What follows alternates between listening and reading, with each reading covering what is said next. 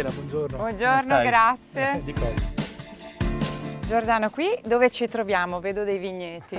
Beh, questa è la terrazza del Castello del Mottolo e da qua vedi una vista che è sempre stata uguale già dal 1300 e c'è il girapoggio del Merlot, sono i vigneti dell'azienda di Montecchia. Una parte? Una parte, sì, perché poi noi abbiamo due corpi aziendali, poi ti racconterò magari dopo, una parte è qua e una parte a Baone che è sopra Este. Sì. Io chiedo sempre a tutti i protagonisti di Interviste Imperfette, qual è l'errore di successo che ti ha fatto poi costruire questo impero, nel vero senso della parola? Beh, intanto io devo dire che queste cose le ho ereditate e quindi al limite quello che ho dovuto fare io è cercare di adattare questa realtà a delle scelte diverse rispetto al passato e di errori ne ho fatti tanti, soprattutto quello all'inizio di adattarmi alla situazione esistente e questo per vari motivi chiaramente economici e anche poi forse il fatto che facevo un po' fatica avendo a che fare anche con la mia famiglia a portare avanti le mie idee che poi non è che fossero chiarissime allora e quindi da una parte le idee non erano chiarissime anche se sapevo dove volevo andare, d'altra parte mi trovavo in un contesto familiare molto, molto antico dove le cose erano sempre andate in una certa maniera e quindi forse ho dovuto imparare intanto come andavano a quel tempo e poi portare avanti i progetti che avevo in testa e per far questo ci ho messo un po' di tempo. Ecco, quindi diciamo che mi sono un po' adattato a quello che c'era, ma questo era anche abbastanza plausibile per i motivi che ti ho detto. Un po' come il Gattopardo. Insomma, sì, sì, esatto. Alla Veneta, diciamo Alla Veneta, così. sì, certo. Dove ci porti adesso?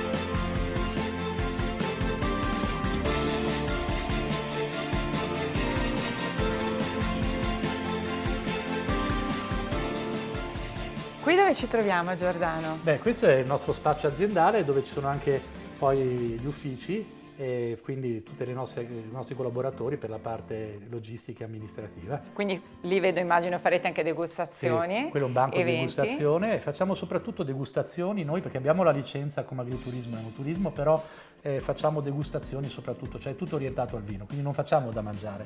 Quello che facciamo al limite è accompagnare le degustazioni con qualche prodotto, voglio dire chiaramente locale, DOP, che possa accompagnare la degustazione, ma il nostro obiettivo è il vino. Sì. Raccontaci i vini, la vostra produzione. Bisogna fare una premessa che i vitigni tradizionali coniugani sono spesso a base di vitigni di origine francese, che sono il Merlot, il Cabernet Sauvignon, il Cabernet Franc, che sono stati piantati a fine 1800 in questa zona di produzione e sono ben acclimatati. Pensa che l'azienda del Castello dell'Ispida vinse il Grand Prix de Paris nel 1900 con un Cabernet. Quindi sicuramente sono vini che poi sono entrati nella nostra tradizione anche alimentare e questo è in tutto un po' il nord-est, tant'è che adesso abbiamo anche fatto un gruppo di amici da Iberici fino a Treviso per dare valore appunto a questa produzione veneto-bordolese dove questi grandi vini rossi si ottengono con questi vitigni. Poi abbiamo i vitigni tradizionali che sui Collegani abbiamo il Raboso che facciamo anche in purezza, in poche bottiglie, anche per far capire alle persone cos'è.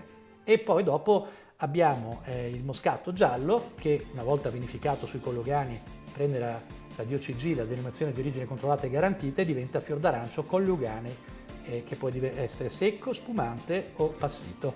Quindi tra i miei vini abbiamo poi le varie fasce, ci sono i vini diciamo della casa che sono quelli meno più semplici e poi ci sono i due cru che sono il Villa Capodilista fatto a Montecchia e l'Ireneo che invece è fatto a Monte Castello, che è l'altra azienda che ho io e che ho acquistato nel 2000 a Baone.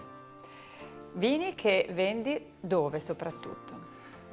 Io i vini li vendo in Italia ovviamente per circa il 35% e il resto lo vendo all'estero, quindi i mercati di riferimento sono gli Stati Uniti, il Canada, e poi l'Europa e poi anche nel Far East vendiamo un po' in Giappone. Io qua vedo queste cose, che cosa mi rappresentano? Le trovate? Sì, le ho trovate. Vabbè, questo è per far capire appunto dove siamo. Allora, qui sono i Collegani.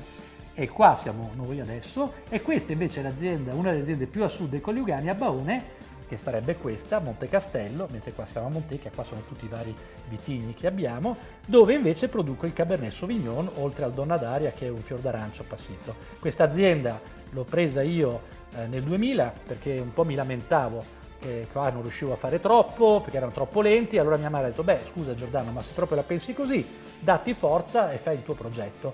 Io l'ho fatto un debito, ho comprato, grazie comunque ai suggerimenti di un mio amico carissimo che è mancato, che è Franco Zanovello, che mi ha detto prendi là che quello è buono, sono andato a vedere e l'ho comprato con il sostegno diciamo anche di mio padre che ha messo la garanzia perché io sinceramente non potevo. Ecco, in quell'azienda dal 2000 ho preso i premi più importanti, 6 volte i 3 bicchieri di Gambero Rosso e compagnia cantante.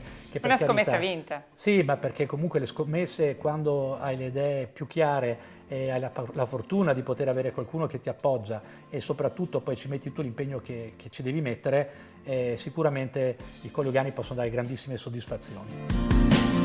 Giordano, allora raccontami, Giordano uomo e Giordano imprenditore, sono la stessa cosa innanzitutto? Beh sì, perché sono solo io, però diciamo che nel mio caso la scelta importante di Giordano, di me stesso, di imprenditore e persona è stata quella di venire a vivere sul posto, perché secondo me per riuscire a portare avanti un'impresa agricola e vitivinicola bisogna avere la fortuna e anche la voglia di vivere in campagna e di vivere sulla cantina e sulle vigne, perché è l'unica maniera per imparare e per capire veramente cosa bisogna fare. Tu mi hai raccontato prima che hai iniziato veramente da piccolo, però insomma da piccola non sapevi molte cose e le hai imparate strada facendo, quindi con tutta una serie di errori, imperfezioni. Sì, certo. Beh, io, sai, venivo qua l'estate durante l'anno, ma noi vivevamo con la mia famiglia, vivevamo a Padova, per cui si veniva qua, soprattutto mio nonno e mia nonna venivano l'estate e io venivo qua spesso, ma però e quindi vivevo la vita agricola perché la cantina c'è sempre stata, anche se una volta si vendeva il vino sfuso come pochissime bottiglie. Pensa che vendevamo quasi tutta la produzione di vino sfuso a una trattoria che si chiamava Da Polese, che era proprio davanti ai vigneti e facevano, ora è chiusa quindi posso anche voglio dire citarla, e facevano solo baccalà in tutte le maniere e poi fagioli con le cipolle, mezzano, stravecchio e pasta e fagioli e il nostro vino. Quindi era il chilometro, come si dice adesso, Zero, sì, veramente zero. no, 100 metri, comunque 300 metri, diciamo metri 300, che tutti adesso poi vorrebbero avere. Quindi di fatto, come dicevi prima tu, le cose cambiano ma non cambiano mai. Quando ho cominciato a vivere qua, io lavoravo presso un'azienda, sempre appena laureato, un'azienda qua di Padova e giravo per il mondo. E a un certo punto mio padre, che era stato intanto eletto al Senato della Repubblica, ovviamente mi disse: Giordano, guarda che io qua non ce la faccio più, mi dai una mano? E io ho detto: ma come ti do una mano? Allora alla fine abbiamo fatto insomma abbiamo parlato tra di noi e ho accettato, però gli ho detto: io però sono appassionato di vino, quindi mi piacerebbe comunque sviluppare questa attività, e quindi mi pareva anche doveroso accettare la richiesta, però fortunatamente avevo già un altro lavoro e quindi sono riuscito a ottenere, ho fatto una trattativa familiare con mio padre, che era passaggio generazionale con trattativa. Però voglio dire, è stato lui che è stato eletto, quindi è andato a Roma e comunque sempre mio padre era, per cui comunque è stato molto anche piacevole, però non è stato facile, ecco, mi spiego, quindi è stata un'offerta di lavoro e niente, io ho accettato, e quando ho accettato mi sono trovato la situazione com'era 40 anni fa, 50 anni fa, quindi c'erano le vigne che erano 1000 piante per ettaro, il vino che veniva divenuto sfuso e tutti i nostri collaboratori stavano là da 30 anni, e quindi io all'inizio cosa ho fatto? Per imparare, anche se ho qualche idea, ho avuto difficoltà a metterla in opera per tutti i motivi che puoi ben immaginare, anche perché, e quindi forse il mio, però sai, non ero neanche io il proprietario, perché era papà, era mio padre, quindi alla fine Tu eri gestore. sì, insomma, gestore, sì, cercavo di imparare all'inizio e poi anche di portare avanti i miei progetti. Quindi forse il fatto che io, voglio dire, abbia accettato l'offerta di mio papà, sia venuto a vivere qua, sicuramente è stato molto importante. Nello stesso tempo però mi ho preso il mio tempo per capire come funzionava e forse in questo mi sono un po' adattato anche alla situazione e magari ho cercato di vedere come facevano gli altri in zona, anche copiando quello che facevano gli altri, ma cercando di spendere il meno possibile. Allora mi sono reso conto che non c'è di peggio che fare le cose, diciamo, cercando di adattarsi agli altri, magari senza investire o senza comunque portare delle idee innovative e anche personali all'interno della stessa attività. Quindi questo può essere quasi inteso come un errore, quello di guardare, di copiare, ma poi in realtà devi adattarlo. Devi adattarlo, devi essere tu che comunque capisci cosa vuoi fare e lo devi sapere fare o comunque imparare a farlo e nello stesso tempo devi avere delle idee e devi anche rischiare. Ovviamente è difficile rischiare coi soldi degli altri, anche se di tuo padre, però devi rischiare per portare avanti le tue idee, perché questo ti dà la forza e anche la volontà di poter portarle avanti. Ti ricordi altri momenti difficili, qualche errore, qualche inciampo fatto proprio sempre all'interno di questi anni in cui sei cresciuto da quello che ci hai detto poi ci racconterai? 2 errori importanti. Il primo, ho sempre pensato alla qualità, io alla sostenibilità, però sulla qualità, avendo impianti vecchi, ho cercato di produrre poco sulle vigne vecchie. Per carità, benissimo, solo che le piante erano 1000 piante per ettaro, quindi avrebbero dovuto produrre, voglio dire, 7, 8, 9, 10 kg per pianta. Io ho cominciato invece a diradare e quindi a produrre 40 quintali per ettaro facendo un'uva sicuramente non migliore ma comunque più adatta alla vinificazione per imbottigliamento, però ovviamente i conti non tornavano. Quando faccio degli errori, come mi hai chiesto prima, e scusa se magari non ti ho risposto bene, comunque magari lo capisco anche dopo, non è che in agricoltura lo capisci sul momento, ci possono essere degli errori immediati, ma di solito quelli sono i più facili da risolvere.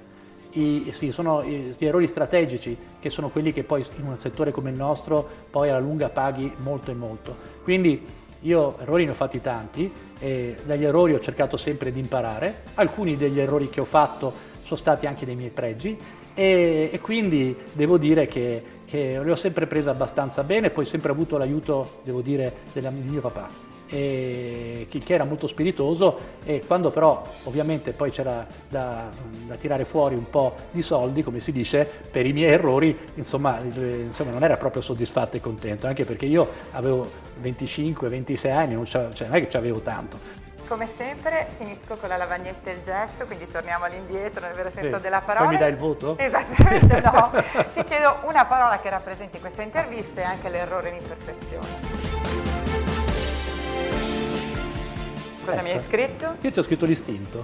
Perché? Perché, allora, l'intuito e l'istinto sono 2 cose diverse. Allora, l'intuito è una cosa spesso molto importante e invece l'istinto è un qualcosa che è così un po' animale, no? Allora, io sono molto istintivo, adesso sono cambiato, no? Crescendo, però a volte questo istinto mi ha portato a decidere molto velocemente quando potevo fare magari con più calma. Quindi anche se fa parte, se diventa intuito è un pregio, però probabilmente alcune volte dovrei pensare di più e molto, anche in agricoltura dove i tempi sono lunghi, prima di prendere le decisioni. Però è anche vero che queste decisioni molto spesso mi sono servite, sono diventate intuito, ma non tutte. L'imprenditore è proprio, diciamo, frutto dell'istinto e dell'intuito probabilmente. Credo di sì. E io l'istinto che ho avuto è stato quello, parlando del mio lavoro, di voler conoscere, di essere curioso e di andare a conoscere gli altri. Non mi sono chiuso nel mio piccolo mondo antico o dei Colli Ugani, ma sono voluto andare a studiare. Sono andato a Bordeaux, ho fatto gli stage per imparare a capire, ho provato tanti vini, mi sono fatto consigliare dai colleghi più bravi di me e soprattutto mi sono fidato poi delle persone che mi dicevano cose anche scomode. Questo anche da un punto di vista professionale. E quindi, per esempio, il mio enologo, il mio agronomo, sono quelli che quando sono venuti qua hanno detto che le cose non andavano bene e io invece di arrabbiarmi sono stato felice perché mi hanno detto un qualcosa che condividevo e che forse da solo non sei riuscito mai a correggere. Poi crescendo, girando e vedendo all'esterno e capendo come il nostro mondo funzionava, mi sono riuscito a procurare un mio modo un mio gusto, un'esperienza e anche una rete di amicizie di persone molto molto importanti per me, molti dei quali miei colleghi, che mi hanno voluto bene perché hanno capito che ero appassionato e poi soprattutto dopo un po' hanno cominciato a apprezzare i nostri vini.